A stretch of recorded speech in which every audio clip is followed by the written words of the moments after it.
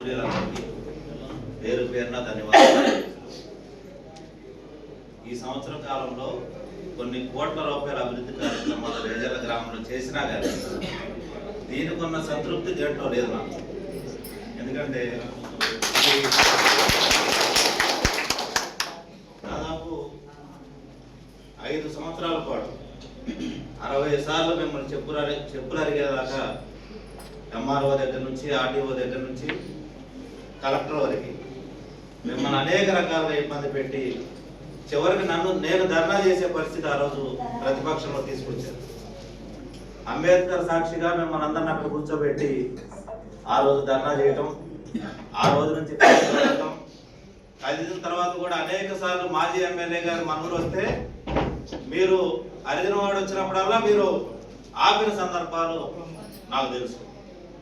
అదేవిధంగా మీరు ఎక్కడికి వెళ్ళినా మీరు చేసే వేషాలు నాకు తెలుసని మనల్ని చాలా మందిని హెచ్చరించిండు మాజీ ఎమ్మెల్యే గారు. నేను ఆ రోజు అనుకున్నా ఈ రేజర్ల గ్రామంలో కాదు నియోజకవర్గంలో నీ పతనం ఈ రోజు నుంచి స్టార్ట్ అయిందని.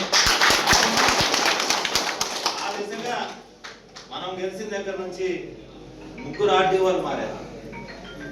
ఎంపీ ఎలక్షన్కి 4 నెలలు ఎలక్షన్ కోడ్ వచ్చింది. మనం కరెక్ట్గా పనిచేసింది 5 నెలలు. సంవత్సరం తిరగక ముందే దాదాపు 1 కోటి రూపాయల చిల్లర చెక్కుని మీకు ఈరోజు ఇప్పించడం జరిగింది.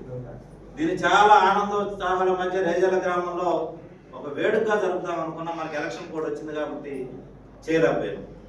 ఎప్పటికైనా ఎలక్షన్ కోడ్ అయ్యాకైనా సరే వాళ్ళు ఆ రోజు మీకు గుర్తుండే ఉంటది, సన్నాయి మేళాలతోటి బాజా భజంత్రీలతోటి పూలతోటి వెండి కిరీటాలు పెట్టించుకొని ఆ రోజు మీటింగ్ పెట్టారు. నేను ఆ రోజు చెప్పాను, మీరు చేస్తే చేసుకోవచ్చు, తప్పు కాదు, కానీ ఇక్కడ పేదవాళ్ళు ఉన్నారు, కూలీలు ఉన్నారు, రైతు కూలీలు ఉన్నారు, 2-3 కోట్ల